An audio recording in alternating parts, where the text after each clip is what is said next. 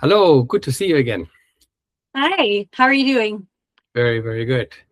I was wondering if you had some feedback from our last Instagram um, live stream we had, and what was that feedback? Ooh, I don't know if I have any feedback from the last. I'm learning tons. I'm loving it. I know a lot of people have come back to me and saying they're learning a lot and they're enjoying it as well. So, So there is the feedback. yeah, yes. So I also understand you're a student, or you're already a graduate from Saddle Fit for Life Academy. No, I've done the equine ergonomist course and I'll be starting like the full CEE certification really Oh, soon. So, good yeah, for you. I'm excited. Right. Yeah. Good, good. So you have some questions for us today. So why don't you go ahead and ask me some questions? So, if you could change one thing about how riders see saddle fit, like what would it be? Oh, that's a good one. I think what we learned from Saddle Fit was mostly time in the pony club.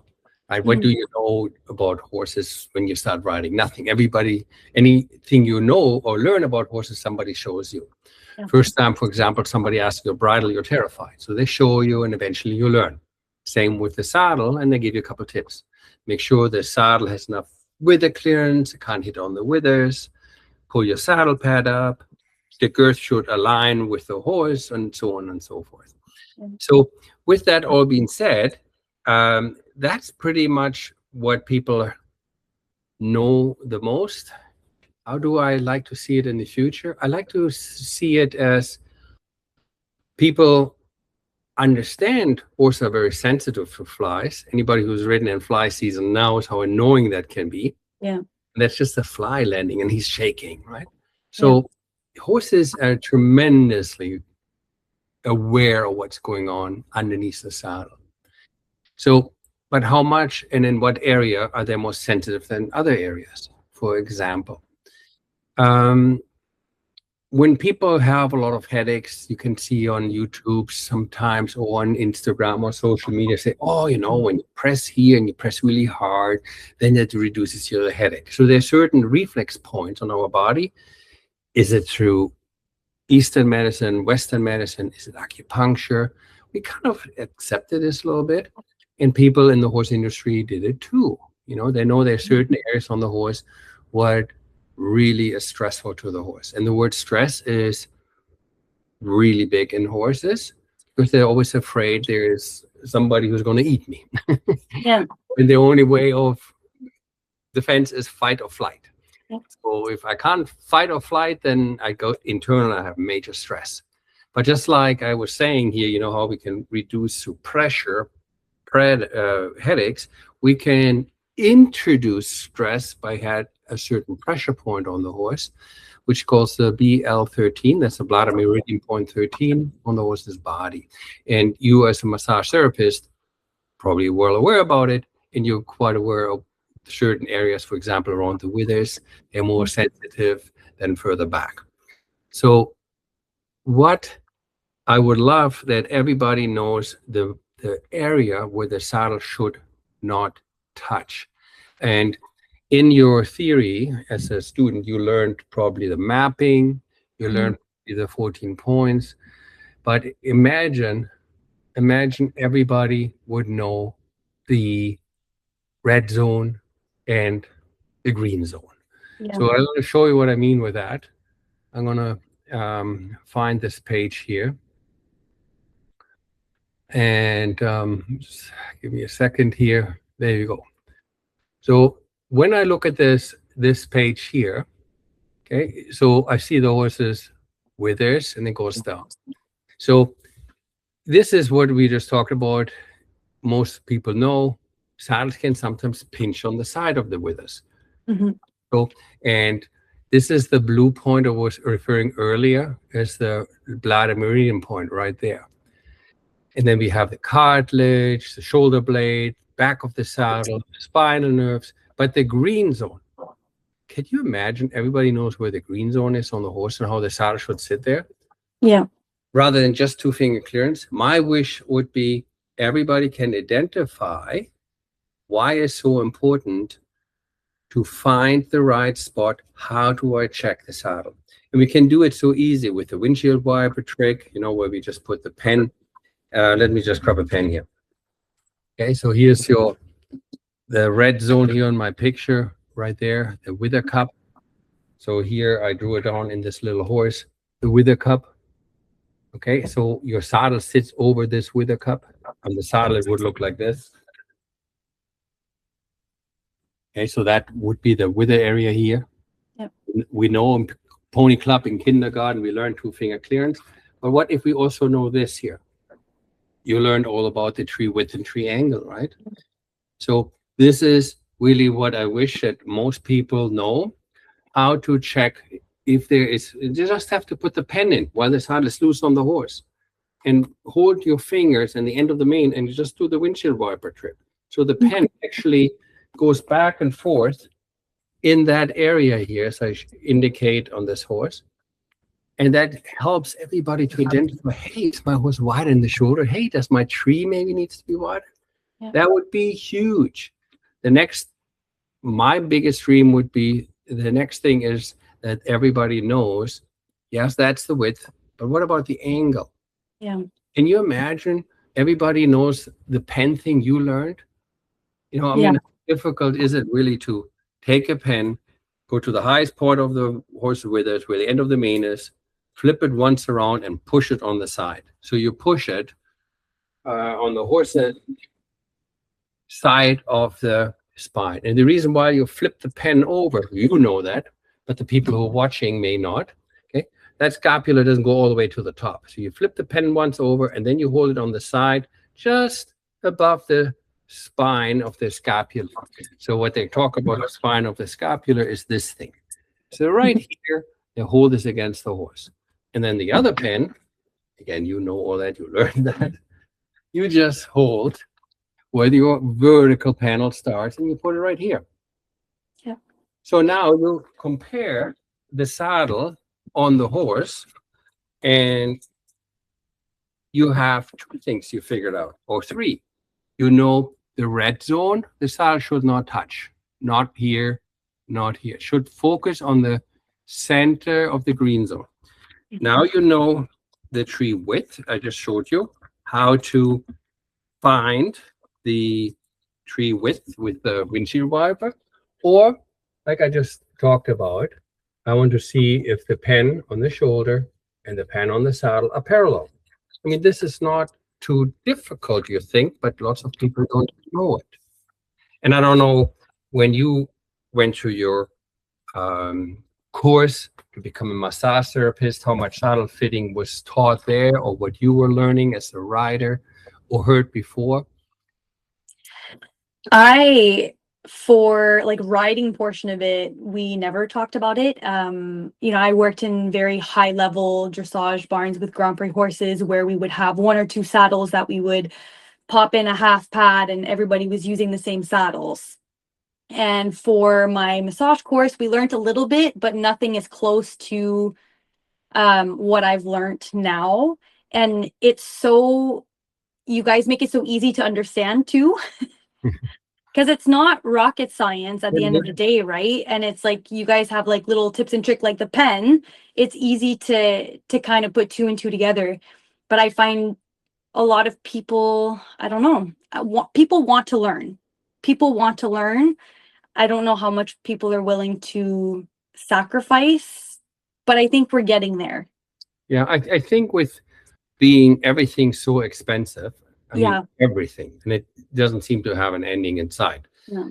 Eventually, the people say, do I really want to put my horse through all this saddle fitting nightmare, which is an endless game with saddle fitting, endless game with a new saddle, endless game with constant treatment on my horse.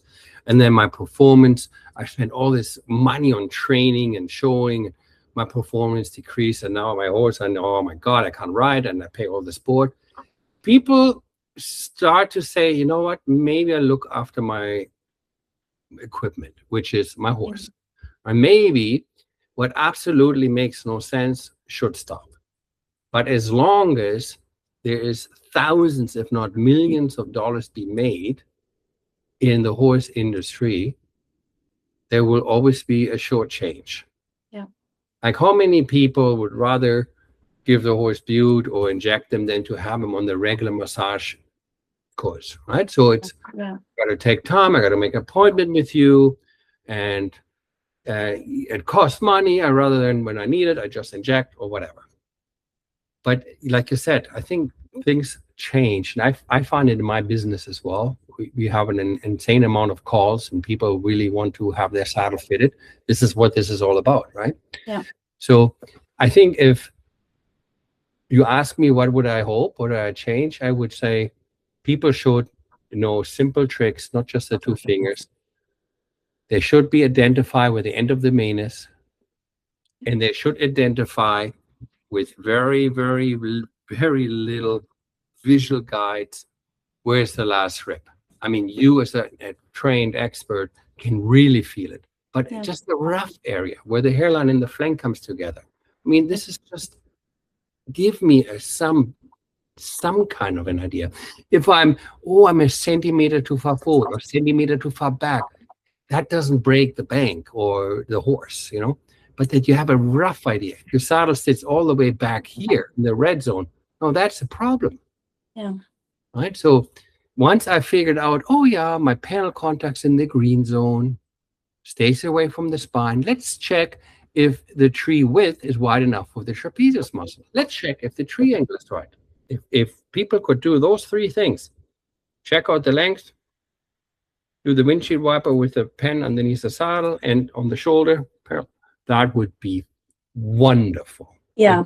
Save a lot of money as an owner, and you as a massage therapist, every equine body worker will appreciate it, because the treatment doesn't seem not working if the saddle, after I had the treatment done, undoes everything again I just did. I just totally relax the muscle. I totally get the horse relaxed, and I got everything done perfectly. Now I put some torture device on his back.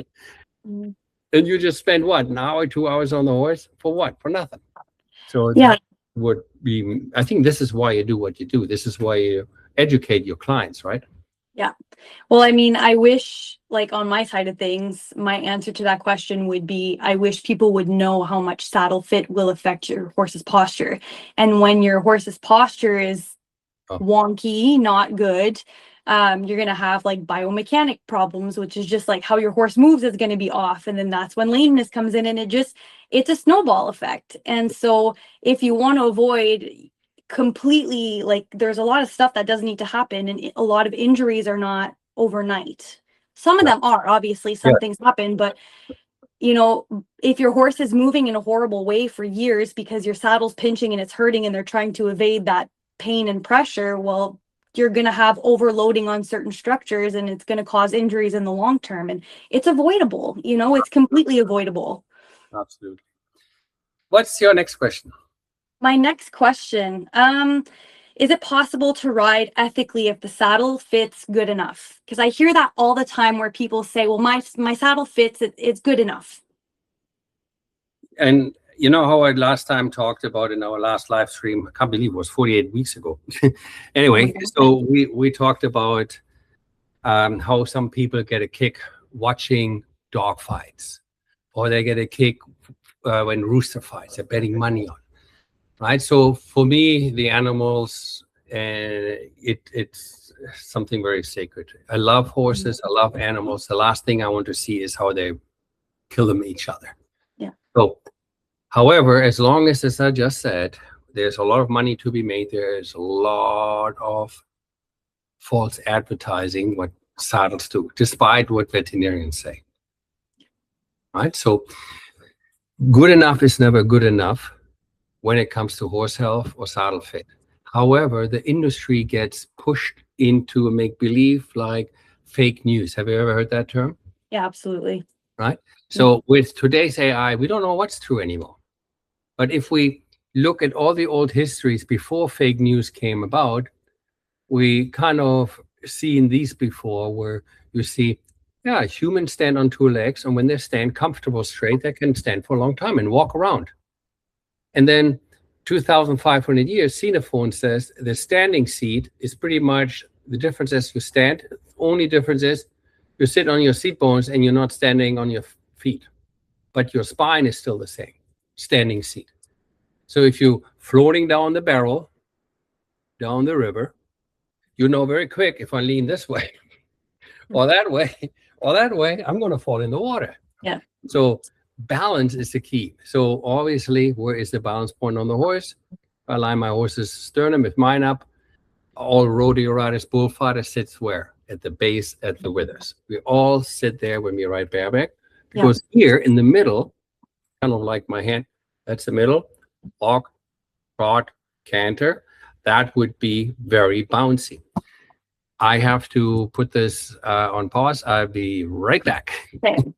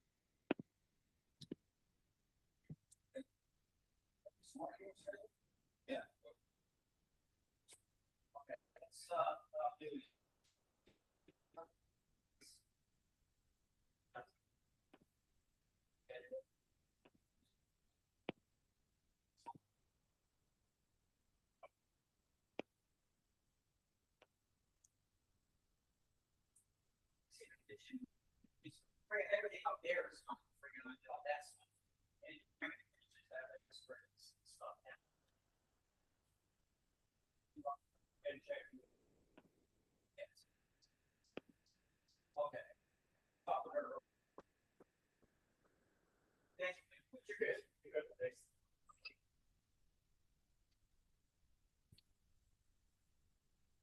Ta-da! I'm back. All right. So if we follow our old masters, before AI was there and before false news was there, they were saying, if you ride in balance, the way God made us with 4 curves, then we become very good shock absorptions to the horse's back. Okay. Step 1, how do we sit in the saddle? And then step 2 is, what are we trying to fit? A carousel horse or something what moves? And this is where the unethical part comes in. And this is really hard for me to talk about, because I get very emotional about this. Because when we see this in the field, you immediately run in and separate them, right? When horses fight, because you can see what injury is. So the question is, why do they do this in 35 million years? Do you know that, Emily? No. Okay, they do this to win the herd. So one stallion fights the other one, and I get the herd, you out of here. When does the stallion do it again to a mare? Yeah. When does he do that? When they want to mate. Well, when he wants to mate. Right. So when she's in season, he meets, he bites her there. Why does he bite her there? Because it immobilizes her, drops her back, tilts the pelvis. So we all know that, right? So today we have science, and science shows us, what actually happens. Here's the cranial nerve 11. And sometimes you see the outline on the outside. When the stallion bites anywhere in this area, you see very faintly here the cranial nerves, cervical nerves, sorry. And when the stallion bites there, the horse drops the neck. And when they drop the neck, they pinch the brachial plexus, which is the bundle of nerves between the shoulder and upper arm joint and the rib cage. And that travels down and the horse is lame. So I'm not going to go forward. An example maybe for us to understand, if I hit this nerve, which is the funny bone, or also known the ulnar nerve, I can feel it in the pinky. So this is what they do since years, right? So remember how we talked about stress earlier? Yeah.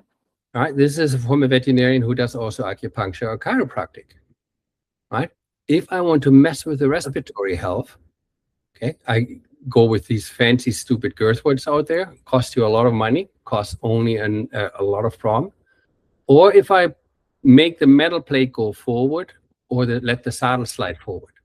That messes with this. So we know all this from history and from veterinarians who don't sell saddles, but from people who understand that horses' shoulder blade move. Now the question is, how much does it move? What do you think? Does it move a little bit or not at all? Can you repeat the question? Sorry, trying to see.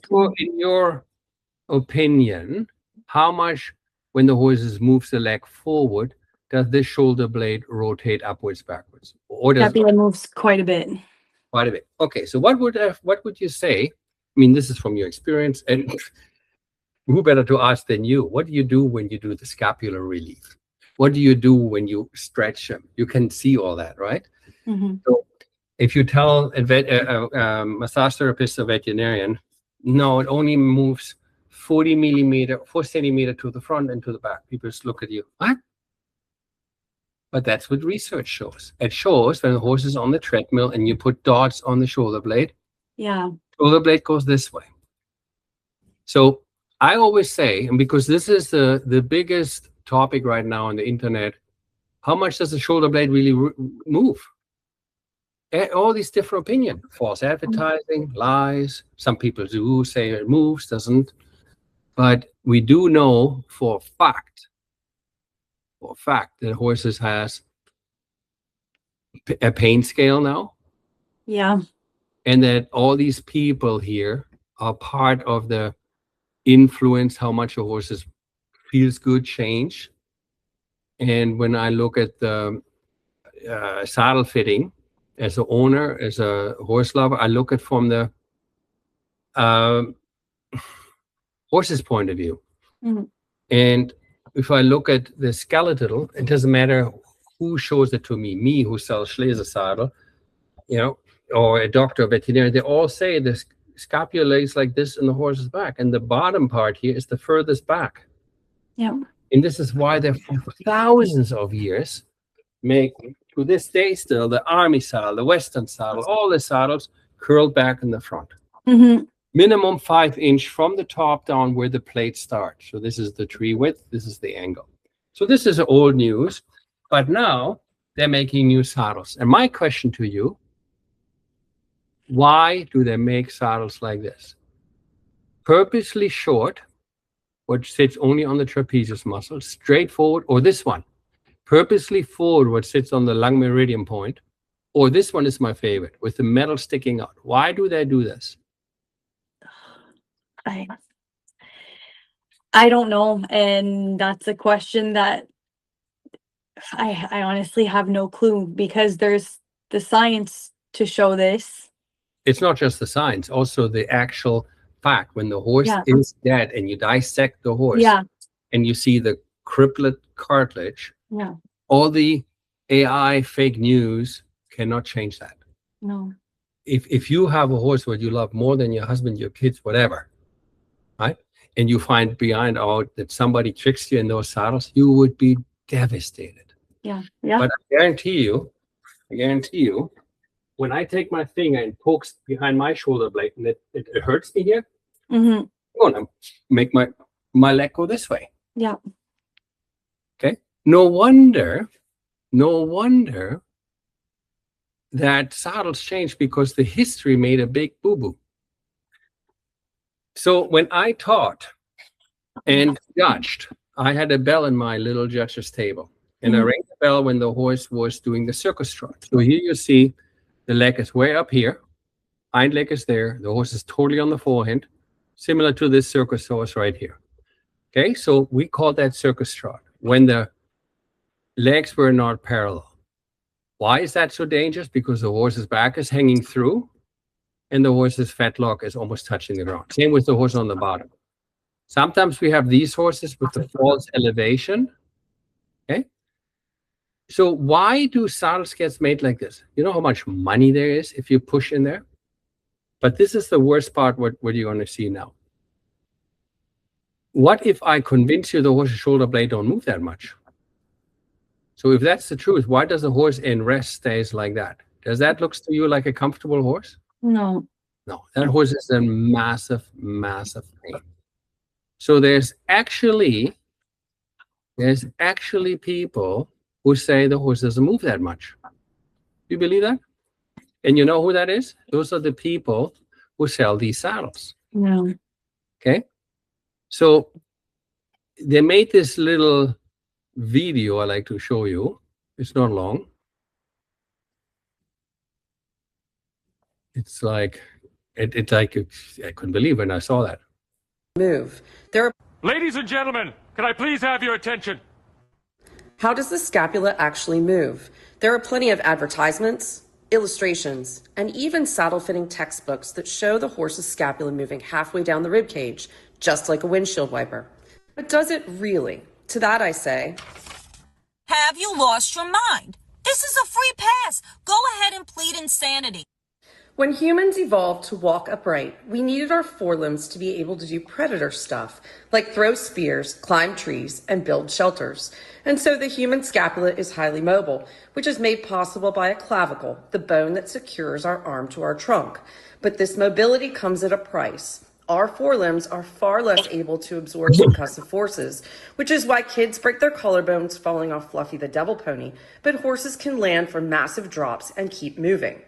As quadrupeds and prey animals, horses evolved a forelimb that can absorb impact without breaking. They achieve this by securing the scapula to the body without a clavicle, using a network of muscles, ligaments, and fascia, which we call the thoracic sling. The thoracic sling also forms part of the horse's stay apparatus, a mechanism that locks the shoulder and forelimb so the horse can sleep standing up, because you never know when a saber-toothed tiger or a plastic bag is stalking you, which means the thoracic sling is kind of a big deal, and the primary function is largely to prevent movement of the scapula. So let's look at why this is anatomically impossible. Pretty much every muscle pictured here would have to be cut or removed in order for the scapula to move backwards and downwards as pictured. Instead of going through each one, we can just as easily make the case with one muscle group, the serratus cervicus and the serratus thoracis. Both serratus muscles insert into the fascia serrata, an anatomical landmark on the medial scapula, shown here. Because they function to oppose each other, and both insert into the top of the scapula, their primary function is to anchor the scapula and prevent downward movement along the rib cage. In this video, you can see that the dorsal scapula does not have significant movement, and certainly doesn't move down the rib cage like the illustrations show. And this dissection video clearly shows the scapula being anchored in place by the serratus cervicus and serratus thoracis insertion points onto the fascia serrata. Older texts like Animal Management 1933, The Horse in Motion, and Joyce Harmon's Saddle Fit book all show the scapula moving correctly. So the question I have is, why are tack sellers, saddle makers, and the saddle fitters who work for them promoting the incorrect? So there's a couple parts I wanted to ask you as massage therapist. They just moved a horse, what's been dissected, and if you look up in anywhere you want to look it up, postmortem sits in after an hour. In 12 hours, you can't move anything anymore. Yeah. Or you can't even move a joint anymore. So obviously this horse been dissected for a while. And how much mobility do you see with the stiff legs just going up and down? There was It's not the actual movement of a horse that would be adding the weight and everything. So I got together and I looked at exactly, you just hit the nail on the head with adding the weight. Yeah. If I'm brushing my hair with my brush, my bicep is mini. If I go in the fitness joint and grab a 50-pound weight and go this way, I have a complete different bicep. Yeah. And this is exactly the same thing. The shoulder blade did move. So together with a veterinarian, of course, they sell saddles like this. My question is, she's a equine therapist and a salesperson with this style of saddle. I don't want to name a particular name, just metal points going forward.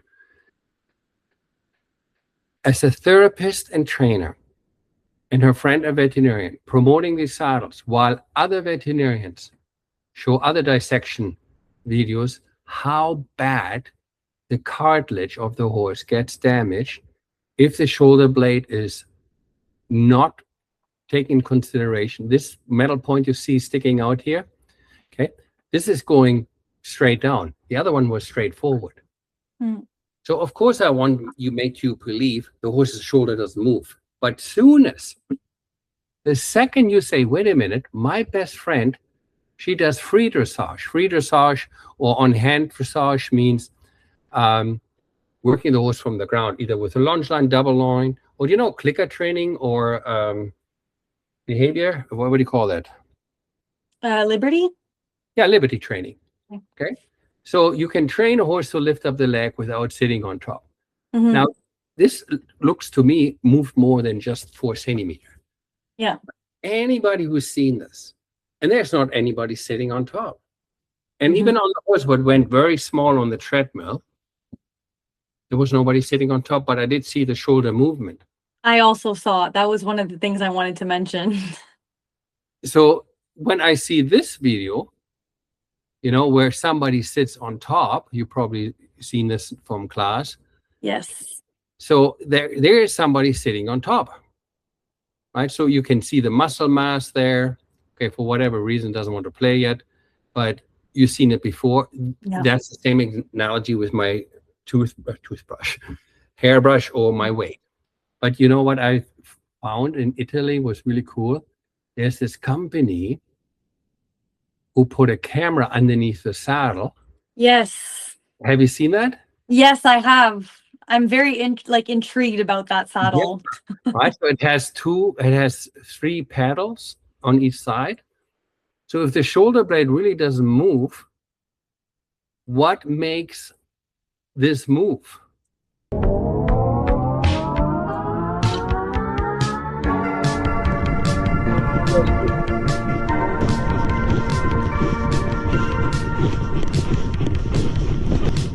So I'm going to play this again. And everybody who's seen a right lead canter, left lead canter would say, right lead canter, right leg is forward. Left lead canter, left leg is forward. What happens when one leg goes forward? The shoulder blade goes further back. So I'm going to play it again and watch to the end. You see walk, trot, canter. In the canter, you see clearly how the left pedal moves more, because that left lead canter she is on moves the paddle more. Yeah. So there goes the argument of, shoulder blade doesn't slide through the saddle. Right there is the proof. Not when it's moving not dead, but quiet on it. So let me play it again. I thought this was fascinating. Finally, we have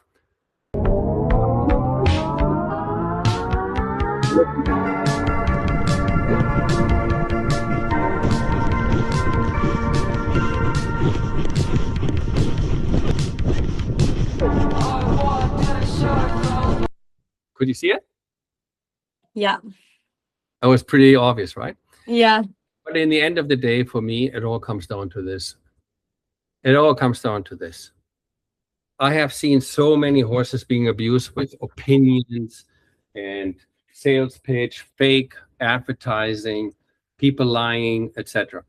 When I put a heart monitor on the horse, gait analysis, or pressure pad, I can see if the horse does little steps or big steps. I can see if it's even, uneven, and I can see if the impact of the saddle is even, so forth, claimed. So when we have data like an Apple Watch, can tell you how good your sleep was, what your what your blood pressure is, and all that stuff. That exists in years for horses. Yeah. And why are we still falling for it?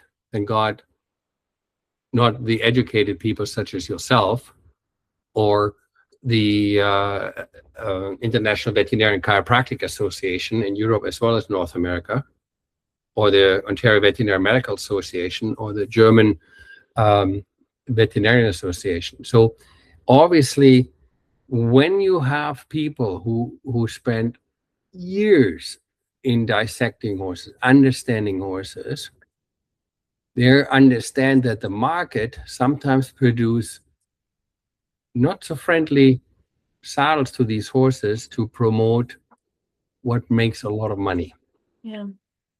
So, and that's the hard part for you when you have athletes or clients who may or may not have a trainer who likes to train the horses like this. Yeah. You see the end result. And when they ask you, why is my horse almost lame when he's ridden, or uneven steps? I see it in my test, you know, I see the deformity and the atrophy in the withers, and you go through the step-by-step analysis you learn from Saddle Fit for Life. Very quick, you come to the realization, good enough is never good enough. Mm. Right? And that was a super long answer to one very good question. Well, it was a great answer. And yeah, so for me, every saddle needs to take the pressure off the scapular and of the withers, and the stirrup bar should be attached. So just like they're done on Army saddles and to this day on Western saddles, they don't attach it to the fork. Only in saddles they do this. Anyway, oh, I got a little emotional there, as you could see. Yeah, it's not easy, because I know that like you and I do this because we have such a deep love and such a respect for these animals. Yeah. And it is not an easy business to go into. Like, you know, I'm very honest because I know people will make their opinions and, you know, can't change other people's opinions, but I'm not doing this for money.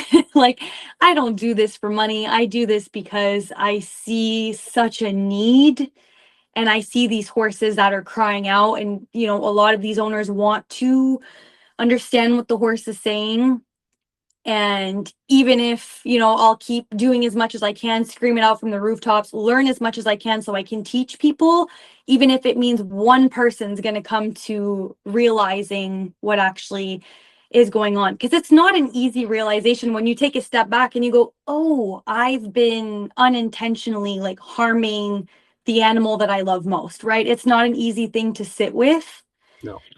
And I think a lot of people are not ready to come to terms with that, but it's, But you yeah. can't deny it, you know? So if I keep drinking 5 scotch on the rocks every night, eventually I'm losing my brain and become an alcoholic and Mhm. have to deal with that. Or if change smokers, we know things will happen. Yeah. Thank you to you and other equine body workers, as well veterinarians who have more analysis, better tools to not wait when he's dead and says, I told you so. We can help people with education. Yeah. And I think the most important part is the rider. The rider, far most, does care so much for the horses. I mean, otherwise they would feed them moldy hay Yeah. that stand in mud that deep. Yeah. I don't separate the fighting and the kicking. They obviously care that the horse doesn't get injured and doesn't get extremely well malnourished. So when it comes to the equipment, we know too much now that we can't ignore it. Yep. The last question you had was, what do you hope the future of saddle fitting looks like? Mhm. I think that what I hope is, it doesn't matter if you are a Western rider, everybody should know the horse and the rider always will have a skeleton. Mhm. And every single saddle should have a skeleton, English or Western, doesn't matter. Because the skeleton takes the spine of the horse, which is horizontal, and the spine of the rider, which is vertical. 2 forces collide. Yeah. And like I said, we know it from history. When we go to the museum in Kentucky, one of the best horse museums I've seen, you walk through a path and you see when humans for the first time sat on horses, when people come to North America and saw natives on horses bareback. And then you keep walking the path, and then all of a sudden you see, how come that all these beautiful riders were natives riding without saddle, right with saddles now? Because they've realized very quick, while thousands and thousands a year a saddle with the tree was made, was there to have these 2 forces, walk, trot, canter, or canter this way, hopefully, and then the force of the spine, they come together. Yeah. And it's the force, and we got to disperse it over a larger area. But it was mainly done for two reasons. My horse is lasting longer and doesn't trip. That's catch more reasons what I want to give you now. It doesn't trip, lasts longer, and is faster. And the main reason, when I stand in my stirrup and I don't bounce like this, I'm standing and bounce in my knees, and I can shoot better. Yeah. And my target increases. So we use horses for years for warfare, Yeah. and sometimes still in some countries, right? So today we use it for, some people still do bow and arrow shooting off the horse, but majority we do hunter, jumper, dressage, eventing, pleasure riding. And we know when we sit on the saddle, what distributes my impact, it helps me as a rider and the horse. Last time we talked about bareback pads and tree-left saddles. And this is why the industry keeps coming back to the tree, not because it's fun to make. As a manufacturer, let me tell you, it's not fun to make. Much easier to sew on sewing machine, a leather pillow, what we call then a tree-less saddle. Yeah. If I can make a human without skeleton, can you imagine how this person would look like? It would be a blob of Yeah. meat and fat and muscles, I don't know what. But the structure in the saddle is the tree. In the future of saddle fitting, my wish would be that people look towards themselves first, because it's an undeniable truth that the majority of the riders are what? Women. Women, yeah. Yeah, you can talk it up and down. You want to say, but I saw the world championship and there's some guys. Yeah, but go in the everyday rider. Okay. Why do you still understand there exists the difference in bicycle seat, shoes, underwear, jeans, blouses? But in saddles, we still go blur. But in the future, I don't think blur doesn't exist anymore, because the majority of the riders know, oh, back here, okay, it's a different look than on the male. So Yeah. needless to say, if I have veterinarians, medical professionals who say we cannot help the the horse, if the horse keeps getting sore in the back because the rider sits like this, and then more and more people write about this. So it's not like me. I was like the only guy in the desert who yelled out this in 96. Okay, now 20, 30 years later, okay, so we have now multiple people talk, but still to this day, I had this morning Grand Prix rider and says, oh my God, I wish I would know something like this exists. It's 2026. People still don't know it. So the future will be, in my opinion, highly driven that the customer says, in order to sit correctly, in order to have myself fitted, I will pick frame what fits my frame. Your frame, the most important aid is your seat. Yep. And if your seat looks like this, and there's the other seat, we need to realize the foundation, the tree, the frame has to be done by you first. Yep. That is the future, that people will not start with the horse first. They will start with them first. And then once they got the right frame for their frame, I don't know else how to say it. No, it makes sense. Then they will say, okay, now I know my windshield wiper test. I know to hold the parallel. I know, then they get it. Yeah. I like that. I hope it was a little bit helpful with those pictures. Yeah. Because I think pictures say more than 1,000 words. You have heard me say this a million times. As I said, we have pictures and books where keep saying these things over and over again. There is a difference, even though people like to believe there isn't. And yeah, I think that's pretty much what we got for today. That's awesome.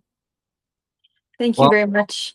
I hope I wasn't rambling on too much, and I hope this kind of a format helps you a little bit to help your students. Yeah. You can say, hey, here's my YouTube channel, click it, show them this if they want to know what what's the future of saddle fitting look like. Yes. Yeah. Good to see you again. You too. Thank you so much. Bye-bye. Bye.